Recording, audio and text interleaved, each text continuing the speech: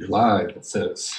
Well, good morning, everyone, and welcome to another episode of Cosmic Coffee. I'm Jeff Hall, an astronomer and the director here at the observatory. I'm here this morning with Lowell astronomer Brian Skiff. Brian has been a member of the staff here, well, not quite since we were founded, but getting up there, and Brian is an expert on almost anything astronomical. And so this morning, we're going to pick up a little bit where we left off last time. We were talking about the stars of the winter hexagon and their brightnesses and some of the constellations that they belong to. Now we're going to go to a thread in Cosmic Coffee that you might think of as Astronomy 101, which is a little bit, how do we do astronomy? How do we determine what the universe is like and discover things in the universe? And today we're going to talk about brightness and distance. And so we're going to quickly share a screen here. So should have a title slide up there now. And the point here is we talked in the last Cosmic Coffee a little bit about how bright some of the objects in Orion and Gemini and some of these other constellations are and how far away they are. It turns out that even seemingly simple quantities like brightness and distance in astronomy can be really difficult to determine. And we're going to explain a little bit about how some of that works. And so to start with, we'll start by talking about brightness. And astronomers measure brightness in a couple of different ways. And we use this crazy upside down scale called magnitudes. And so we're going to start today talking about the astronomer's magnitude system and how we apply it and how we use it in some cases to determine physical characteristics of objects. And so we're going to go to the next slide here.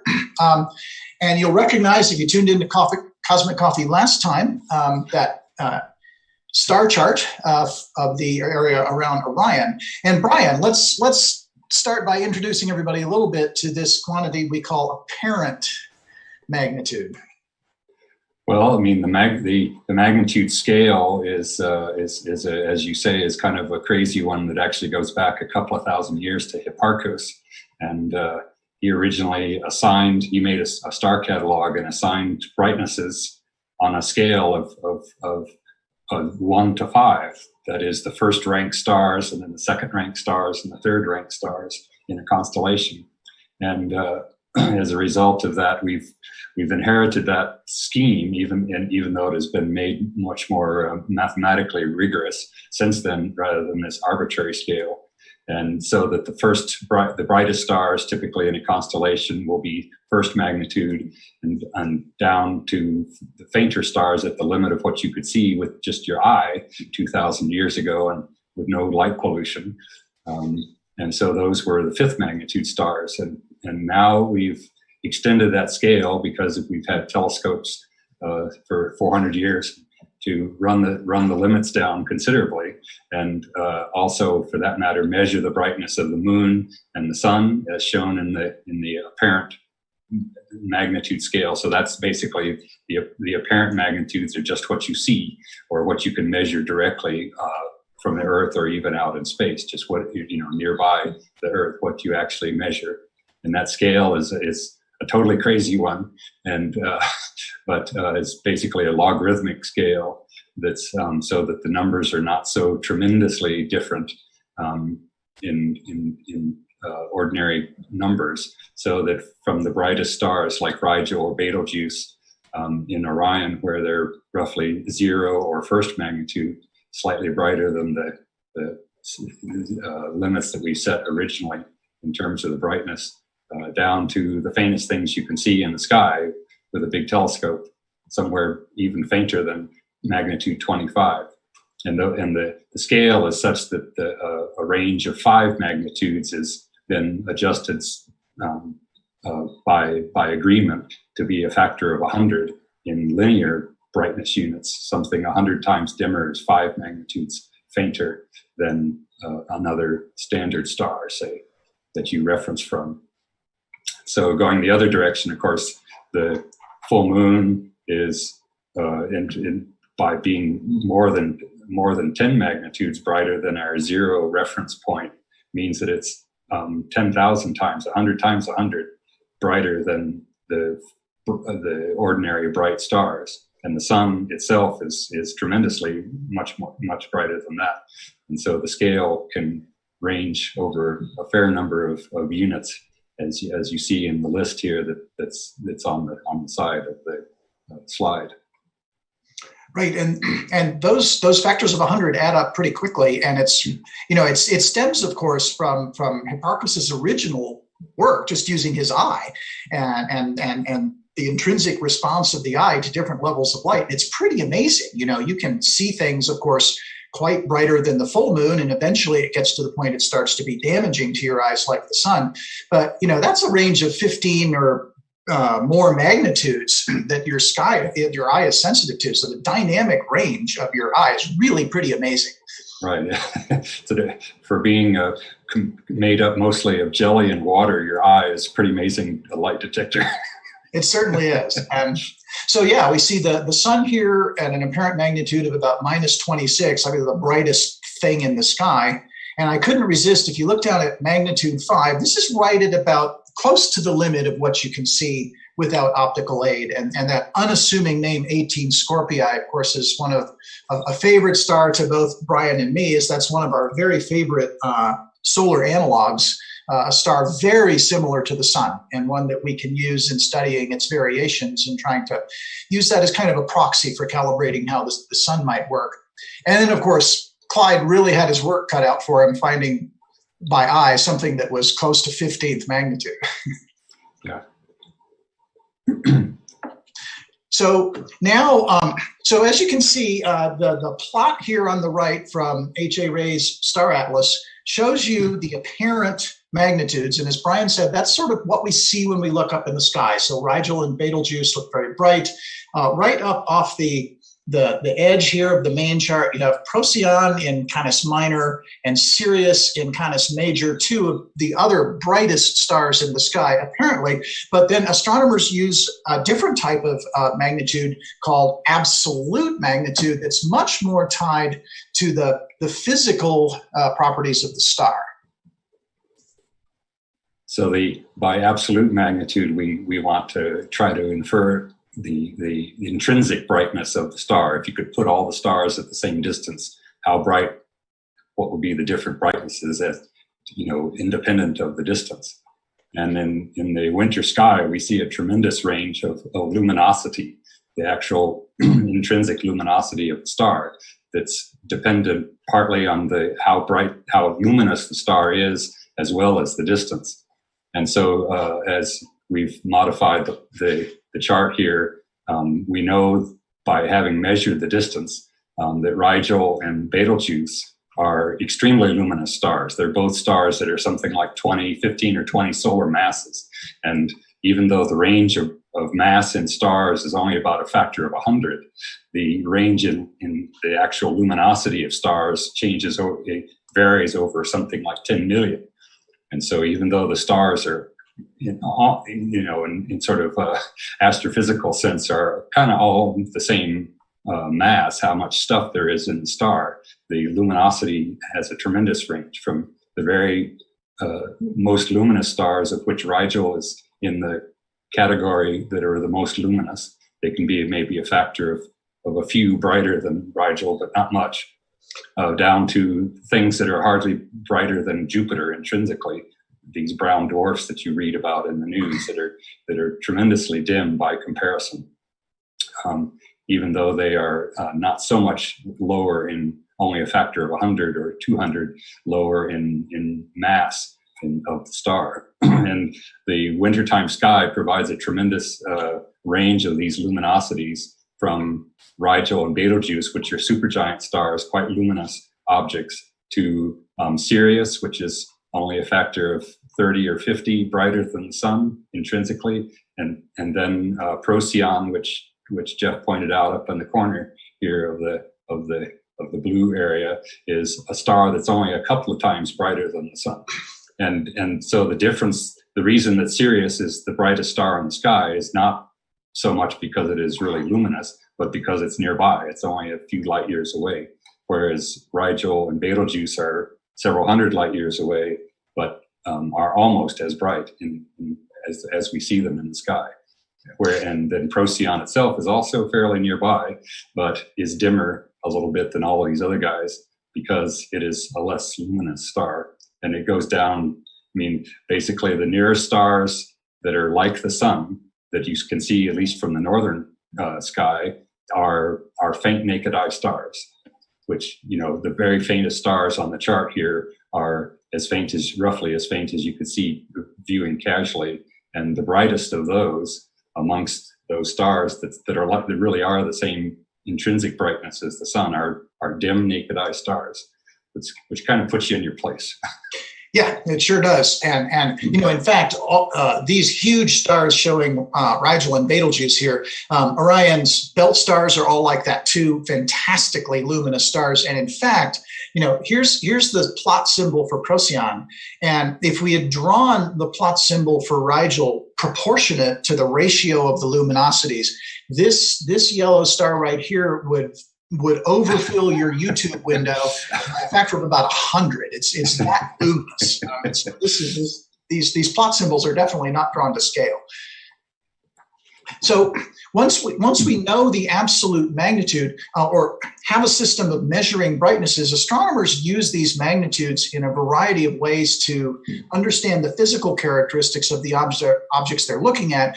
Just going to talk about two here really briefly. We can't possibly cover this whole topic, but one of the things that we frequently study in understanding how stars work and how stars are organized and classified is something called the color index, where we simply take the difference between two magnitudes. And this is probably one of the best known ones or most widely used ones in the literature, B minus V magnitude.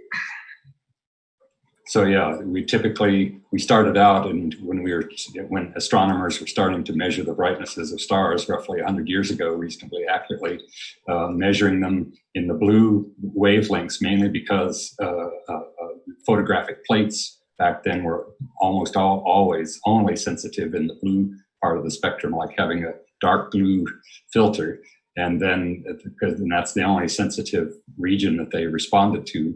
And then also we had people observing visually, and people recognized that those brightnesses for most stars were say a factor of 2 or 5 brighter in the visible region or the yellow part of the spectrum than in the blue part of the spectrum.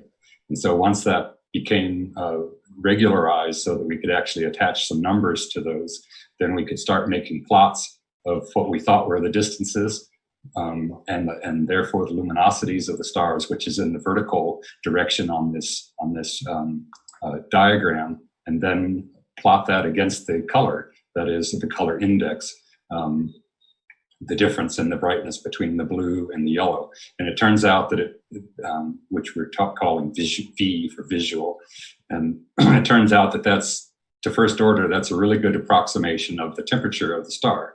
It turns out that the stars peak in brightness roughly in the visible, the yellow part of the spectrum, and the difference between the blue and the yellow gives us a really good indicator of the temperature in a broad sense. And so we can plot those luminosities that we have from the distances for starting out with the nearest star and going to more distant stars as we got better techniques to measure the distance. And you find that the stars don't just show up everywhere on this plot. They're in pretty well-defined sequences. And even 100 years ago now, it was recognized that almost all the stars, 90% of the stars that we could measure easily nearby, follow this trend that's called the main sequence, appropriately enough, because that's where most of the stars are.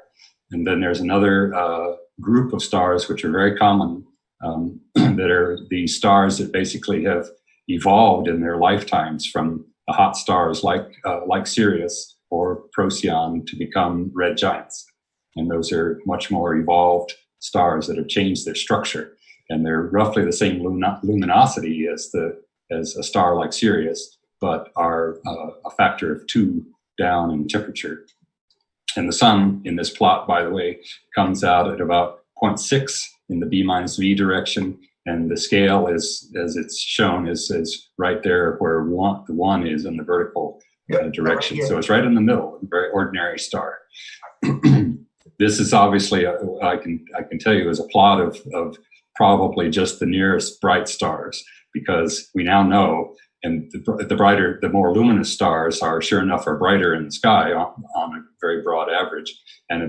We've now learned in the last many decades that almost all the stars are down. If we had a plot of the actual numbers of the stars, almost all the stars are down below the sun. And the sun is actually almost at the top of the ordinary kind of main sequence stars in terms of their numbers. Right. And there are relatively few of the hotter, more luminous stars. There are a lot of giants, though. I mean, we often hear the sun described as sort of an average star, but at least in terms of its mass, right? This is a classic example in astronomy of what we call a selection effect, right? You see the luminous ones, but in reality, the plot would just be solid down here with all of these low mass stars. Yeah, I mean, we talked about how in the previous slide about how it's all these relatively luminous stars that show up in the nighttime sky, but it turns out that the number of these M dwarf stars, these faint, very cool stars that are only a quarter of the mass of the sun, or even less, the brightest of those is just barely a naked eye object. So it's almost as though amongst the most common stars, the number of them that are naked eye stars is zero. But it turns out that they are 90% of what's actually out there. So it's the tip of the iceberg effect, in the sense that only the most luminous ones are above the waterline of our naked eye limit. Right, and these two ways of measuring stellar brightness, its apparent brightness and its absolute brightness, get linked together in a property we call the distance modulus. And here we're starting to tie towards not just how bright, but how far. How do we determine the distance to objects? And if you happen to know little m, which is the apparent magnitude, and big M, which is the absolute magnitude, that's related to the star's distance. So this looks complicated, but it's actually since I often end up using it many times per day just to figure out roughly about how far things are, and for that matter, how luminous things are.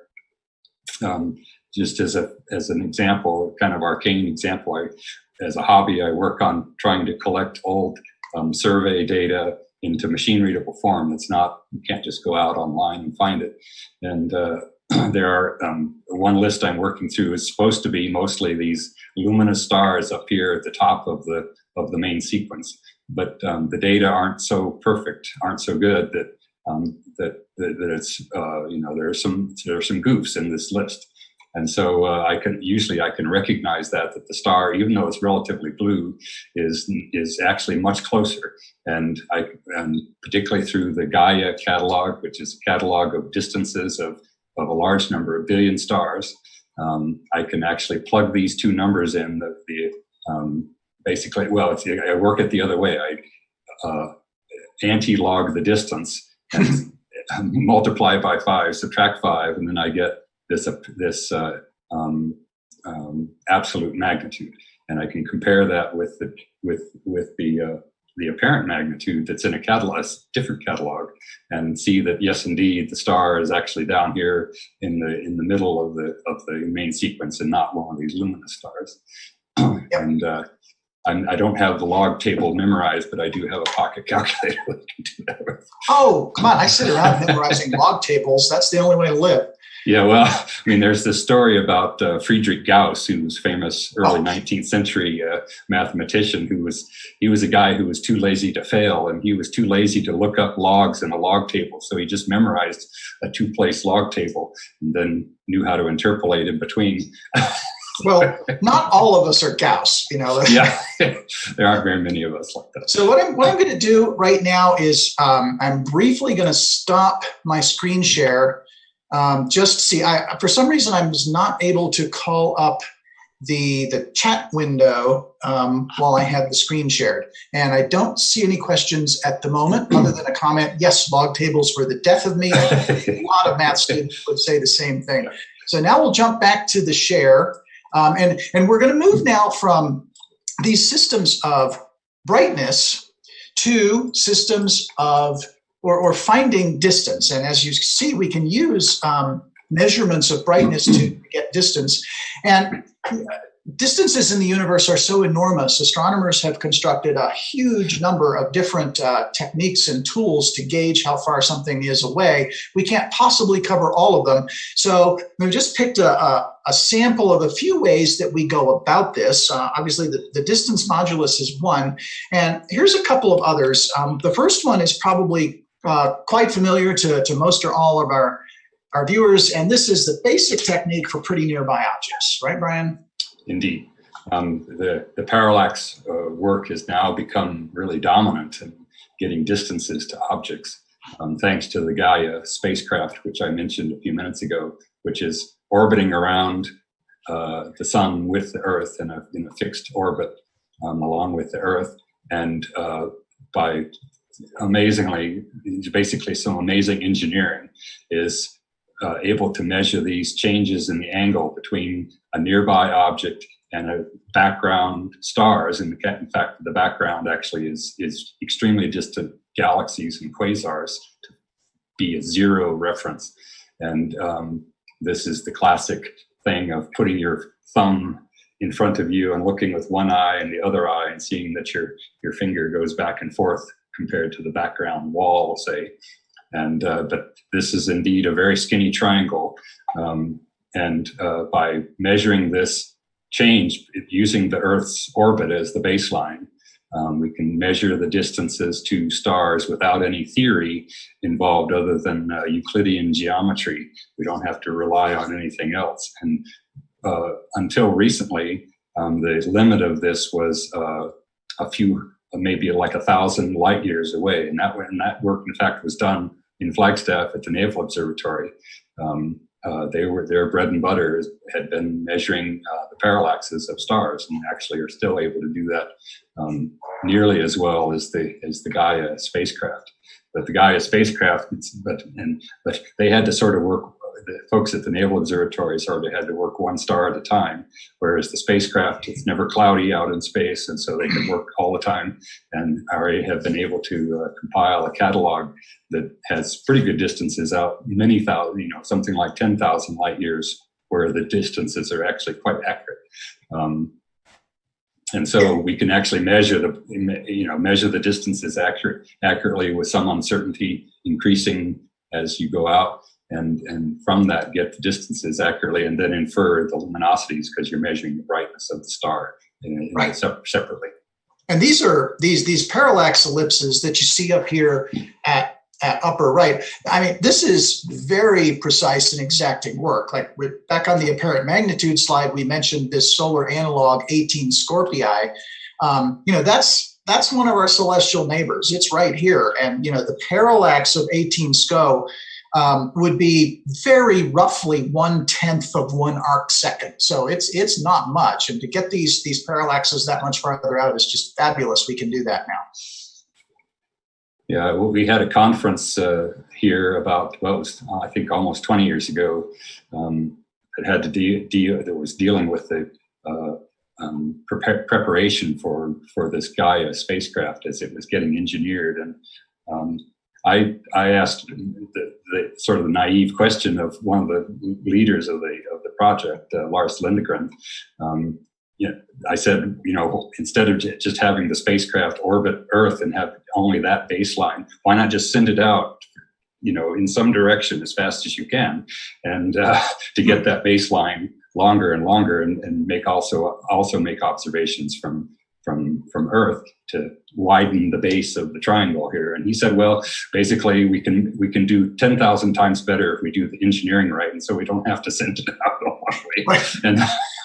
And it's proven. I mean, they've had to work very hard on the engineering side of that spacecraft, because it changes temperature and stuff flexes and all of this spinning around of the spacecraft. Yep. So, but they've done an amazing job, and it's really revolutionized astronomy in the last 5 years, having these data available that we simply didn't have before. It sure has. Yeah, and even so, even when you're talking thousands of light years, that's still, that's our neighborhood of the galaxy, and we'll see some much larger scales as we go along. Another technique you can use that's sort of close to home here at Lowell, again for objects fairly nearby, if you can measure the apparent size of the star on the sky, and you can accurately calibrate the amount of energy coming from that star, you can actually get its distance and its absolute magnitude pretty accurately. And this big Y-shaped facility here, just about 10 miles from where we're broadcasting, the Navy Precision Optical Interferometer, is an instrument tailored to let you do that. So this is another engineering marvel that takes advantage of having basically allowing us to resolve things that are very tiny out in the sky, instead of having a single telescope like the 72-inch and the 42-inch here over on the lower left part of the picture. You can have these telescopes spaced out, as you can see, little dots along the Y pattern. Those are small telescopes, and having the waves of light get combined in the big building in the middle, and to compensate for the change in the distance from the telescopes in the center to the ones out at the end. There's another big long building that's parallel to the left, the arm going off to the left that allows for the change in the distance, and we can actually get fringes off of the waves from each telescope, the waves of light interfering, and generate from that an actual physical diameter of the star as it appears on the sky. It's not just a point source, but actually resolved into a disk. Very tiny disk, but it's very tiny disk. Again, to go back to our example of the relatively nearby sun-like star 18 Scorpii, I'd have to do the math exactly, but I think its angular diameter should be in the range of a fraction of a milliarc second. So even for nearby objects, these get to be diameters that push the limits, even of a facility like this. Brian, we got a good question that came in. Glenn Frank asked, would it be more effective to have an observatory telescope out at Mars solar orbit to have a wider parallax to get further and more accurate measurements, which is kind of what you were getting at there. Yeah, exactly. I think, I don't know if the Gaia Consortium has such things in mind, but it would certainly be a great idea just, do something like the New Horizons spacecraft, where you have the smallest possible spacecraft you can get by with and launch it on the biggest rocket to go as fast as possible to increase that parallax baseline, and have another one around this distance near the Earth, orbiting to provide that baseline. But apparently, when you think about it, it's only giving you a factors of a few increase in that baseline of the parallax triangle, whereas they think they can do even better factors of 100 or 1,000 better, just by making the engineering of the spacecraft, basically how you measure the distances inside the spacecraft, better, basically tighter. And so there's a trade-off between the engineering and just the bulk, the brute force method of just increasing the baseline and not having the engineering be better. Right. So I'm sure there's these discussions about how to do that the most effective way. Right. Yep, and I think I'd have to check with Will Grundy. I think that Alan Stern, the New Horizons folks, actually talked about doing that, because they've got a baseline of 40 astronomical units. Actually, there was a basically a publicity stunt where that I participated in, where there was it's the third nearest star. It's called Volf 359. They were able to get pictures at a specific time with the New Horizon. Basically, it's an 8-inch telescope that's on New Horizons, aim it out in the direction of this star, and then have people on Earth, including amateurs, take a picture at the same time. So there were several people who are telescopes around the world that participated in that, and it actually showed that there was quite a significant difference in the apparent place on the sky that you could tell just from two pictures. Yeah, and Wolf 359 is one of those little teensy ones that doesn't show up on that plot we showed you before, but it's really nearby, and so it has a very high proper motion, as we call it. Yeah. Yeah. Okay, so we've been talking about techniques that you can use within a few hundred to a few thousand light years of Earth, but that's really our celestial backyard, cosmically speaking. And so astronomers have needed to develop techniques to probe distances much farther into the universe. And we'll just talk about a couple here. One of them uses a special type of pulsating star. And I've got a star chart here of a well-known star that happens to be one of these. Yeah, so Polaris is actually the brightest of the what are called the Cepheid variables. The Cepheids are actually named after a slightly fainter example that was discovered earlier, Delta Cephei in the constellation Cepheus. And turns out that they pulsate. The inner layers, or it's the outer layers of the star, but not right on the top, but somewhat inside the star is a little unstable, and they pulsate with periods typically of some days, and the brightness changes in a regular fashion. And so these have been known for a couple of hundred years. And about 100 years ago, Henrietta Leavitt at Harvard was looking at these variable stars in the Magellanic Clouds in the southern hemisphere. And what she noticed was that the periods of the variation, how many days it took to go up and down, was a function of the brightness of the star. And so the brightest ones had very long periods, and the fainter ones had shorter periods. And because the Magellanic Cloud stars were all at the same distance, well outside the Magellanic Clouds are satellite dwarf galaxies to the Milky Way, they were all at the same distance, essentially, within a few percent. And so she recognized that we could use these periods and the brightness as a distance indicator. And so that calibrating that meant using the Cepheid variables in the Milky Way for a start, but they were extended out by Hubble in the 1920s to the nearest galaxies, like the Andromeda Galaxy and the Triangulum Galaxy M33, and other nearby galaxies that are dwarf galaxies like the Magellanic Clouds. And that gave him the first handle on getting distances of these things that we call galaxies, or the galactic nebulae that they were referred to. And so that we had an idea, at least. Hubble was off by a factor of 10, but he used B.M. Slipher's velocities for the galaxies and his estimates for the distances to get this relation starting off with the Cepheid variable stars. Right, and it's hard to overstate what a monumental realization that was. Once we understood what those distances were and the implications for the so-called spiral nebulae and the large-scale structure of the universe. Yeah, Slipher started measuring these velocities for the galaxies in 1912, and that was so far ahead of its time that even the theory guys couldn't wrap their minds around the idea that the universe was expanding. It took about a decade for Lamette and Lundmark and these other folks, basically theory people, the earliest cosmologists, to factor this in, and that the universe was even more immense than we had imagined up until that time. And then the quantitative scaling of that came along, starting with Hubble at the end of the 20s, and has gone from there. Right.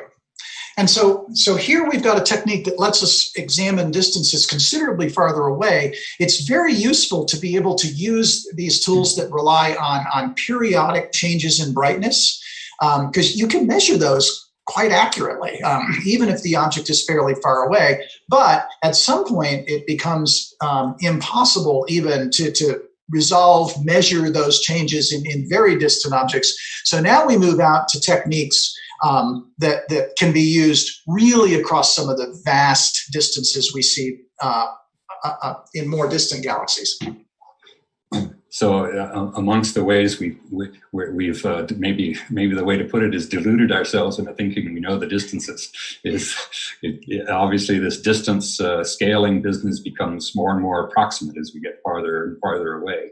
And amongst those methods is using a specific type of these supernova eruptions, and again, just measuring the brightness of these things. And all, at least the 1A type supernovae, are all these close binary stars where there's a dim star, dimmer than the sun, with a close companion that used to be more massive, but is now turned into a white dwarf at the end of its very rapid evolutionary life cycle, and is drawing off mass off the surface of the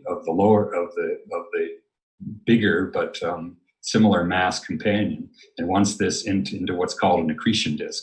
And once this accretion disk reaches a certain amount of stuff in the disk, then it goes kaboom, and it does so in a regular enough way that just by measuring how bright the thing gets, how bright that explosion gets, we can have a rough idea of the distances within a factor of something like 20% or 30%, which is better than having no idea about the distance of these basically distant galaxies. So there have been surveys there are surveys that run now, basically looking for supernovae eruptions and getting people to get spectra to look at the type of eruption, and also just measure the brightness and other features of these events. It's turning out that this 1A supernovae are only a kind of a plurality of a large minority of the type of things that we have been calling supernovae over the last 100 years or so, and so that sure enough the universe is more complicated than we thought, and originally, and so there are old ideas about there just being two kinds of supernovae. It's too simple. Yep. And so now it turns out there's several routes and several sorts of things that we see erupting, and so the theory folks and the observational folks have their job. Their job hasn't gone away. Right. And in general, every time we make a new observation, we create more headaches for the theorists, which the observers take perverse delight in.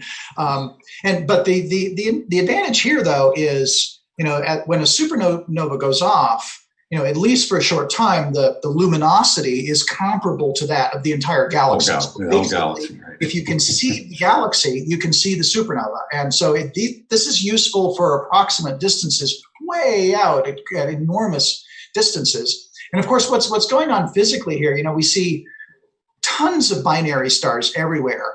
And each one of these components, the big giant star and the little white dwarf over here, has a gravitational field, and the gravitational force of the white dwarf at the surface of this star is actually stronger than the gravitational force of the star itself. And so that's where you get this, we call these semi-detached binaries, where all this material is flowing off. And yeah, the poor little white dwarf has a limit to what it can deal with. And when that limit is exceeded, pow. And then finally, we'll just talk briefly about the very largest scale. This is kind of coming back to Slipher and Hubble here. So one of the things we can do, and was pioneered by V.M. Slipher almost 110 years ago now, is measuring the redshifts of the galaxy. So we can take a spectrum and spread the light out of one of these little galaxies shown in this Hubble shot, spread the light out into its component colors, and actually see either emission lines from the gas, or in Slipher's case, he was actually looking at absorption lines in the spectrum that would be from just the collection of stars in the galaxy, and measure the shift in the wavelengths of those lights, of the light coming from the stars. And this is the usual analogy is to a siren or any kind of train horn coming toward you and then away from you, and having the pitch shift as it rises towards you, or declines in pitch down as it goes away. And the same sort of thing, not quite the same, but it's very similar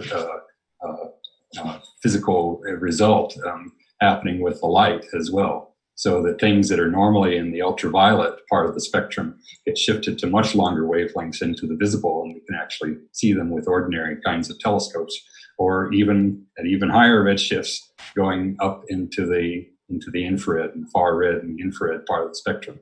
And by measuring that shift, we can actually determine, again, the distance using the nearby galaxies as the start of the calibration, and going out farther and farther, again, stepping along in this distance ladder of the different techniques, where we have less and less, better and better stuff close by, and then more and more approximate, farther and farther away. Right. And I might mention there's essentially another Lowell connection, and that people have gotten, the telescopes aren't nearly big enough to do this for the extremely distant objects. And so what people have taken to, instead of trying to get a spectrum, is just to use the colors of the galaxies to see how that shifts as a function of the galaxy, sure enough, getting redder and redder as they become more and more distant. And that technique was first suggested by Bill Baum, who was on staff here for 30 years. And basically doing it by just measuring the brightness in the different colors, as we talked about at the beginning, the B minus V, the blue minus visual color, or a whole range of colors. Right. And of course, the image we're showing here is the Hubble Ultra Deep Field. This tiny little patch of sky, right, about the size of Venus or something on the sky. And everything you see here is a galaxy, and you're looking out pretty much to the edge of the universe. Like you were saying, Brian, we see galaxies tremendously redshifted and actually in the stage of forming, because the look back time here is, at Z of 7. You're really pushing it out there. If we compare just the ordinary shapes of the galaxies to galaxies that are nearby, there are basically no ordinary galaxies in this picture. And they're all in the process of forming, and compared, so that because it's there, we're looking back billions of years in time. We see them as they are assembling themselves, rather than as we would see them where they're only a few tens of millions of years old, the light travel time. And so it was an interesting thing that once you get back a few billion years in the light travel time, there's no ordinary looking galaxies. They're all, tremendous star formation, or they're very irregular shaped. And so they're still assembling themselves. Yep, that's right. I see one star in this picture that's in the sort of halfway from the center to the lower right. Yeah, right here, right? Yeah. Yeah, that guy. That's a star. Everything else here is a weird, wonderful galaxy. And thinking about that's just the tiniest patch of sky. So, I mean, imagine what's out there. One final point on this slide, and then we'll ask for any final questions. We do have one that's come in that's actually quite interesting. And I'll note that some of this kind of work we actually do at the Lowell Discovery Telescope. Our partners from the University of Maryland, they have faculty that are very interested in studying these phenomena called gamma ray bursts. Again, these tremendously violent luminous events that you can see all the way from the end of the universe. And this emission feature of hydrogen that's prominent in the far ultraviolet, you actually use infrared instrumentation for some of these events, not only to measure the redshift, but the advantage of the LDT is being able to get to these events quickly and then sit on them for a while and watch how that glow fades away, which is very useful in understanding some of the physical processes going on. So there, we're able to look 13, 14 billion light years away, which is considerably farther than 5 or 10 parsecs. And this is just, there are any number of different types of variable stars and other tools that we use to get distances in the universe, all very cleverly done. This has just been a quick overview of some of the main rungs on that ladder. So we'll ask for any final questions. One question's come in from Corey. I'd be interested to hear your take on this, and I can offer a thought, Brian. Asked, do you think consistently using a telescope to view the night sky over a period of time could help adapt or change our eyes' perception to the night sky, like a musician's ears evolving over time? I think the answer is yes. Having been a long time, once upon a time, tremendously active visual observer of the deep sky, and trying to see as faint as possible, of course, and all this sort of thing, that the answer is yes. And I think that if you get basically, if you work on getting dark adapted often, you can do it better than you would if you are out a lot and don't do that. And there's actually laboratory, physiological work done about that. It was done during World War II, and then they repeated all this stuff afterwards in the 50s. Basically showing that if you spend your time out skiing or you're at the beach or something, that your ability, your eyes get bleached. The chemical that allows you to see at night gets bleached out, and it takes longer and longer for that to happen. For the rhodopsin, the chemical that allows you to see faint stuff, to basically build up again. And so for a long time, I would wear these dark glasses religiously out in daytime, and but I don't do that anymore. So I'm a past master at that particular thing. Yeah, and I would offer, on the musical standpoint, absolutely. If you've grown up on a diet of Beethoven and Mozart and Bach, and then suddenly you start listening to Richard Strauss or Schoenberg, initially you're horrified, but as you listen to more and more of this type of music, you understand the impact of, if it's well composed, on how it affects your mind and your perception of the organization of sound.